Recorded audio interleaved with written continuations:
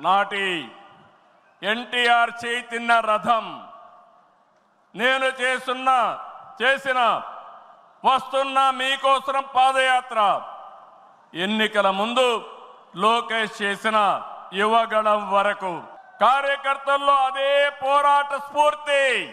పాలన అంటే హత్య రాజకీయాలు, కక్ష సాధింపులు, వేధింపులు, తప్పుడు కేసులని మార్చేశారు గత ప్రభుత్వం. విధ్వంస పాలనతో రాష్ట్రాన్ని సర్వనాశనం చేశారు.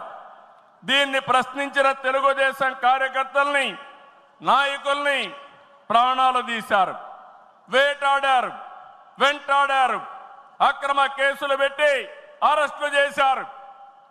కానీ ఒక్క వ్యక్తి కూడా ఎత్తిన జెండా దించకుండా పోరాటం చేసిన మిమ్మల్ని మనస్ఫూర్తిగా అభినందిస్తున్నా. ప్రశ్నించే వారి గొంతు నొక్కడానికి గ్రామస్థాయి నేతల గొంతులు కోశారు.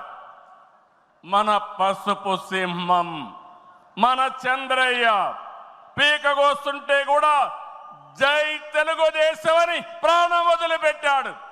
అది మనందరికీ స్ఫూర్తి. ఆ స్ఫూర్తి ఈ పార్టీని నడిపిస్తుందని చెప్పి కూడా నేను మీకు తెలియజేస్తున్నా. ఇది ఒక్క ఉదాహరణ మాత్రమే. ఇలాంటి చాలా మంది కార్యకర్తలు ప్రాణ త్యాగాలు చేశారు. ఆశయ సాధన కోసం రాజీ లేని పోరాటాలు చేశారు. వారి స్ఫూర్తి తెలుగుదేశంలో శాశ్వతంగా ఉంటుందని చెప్పి కూడా నేను మీకు తెలియజేస్తున్నా.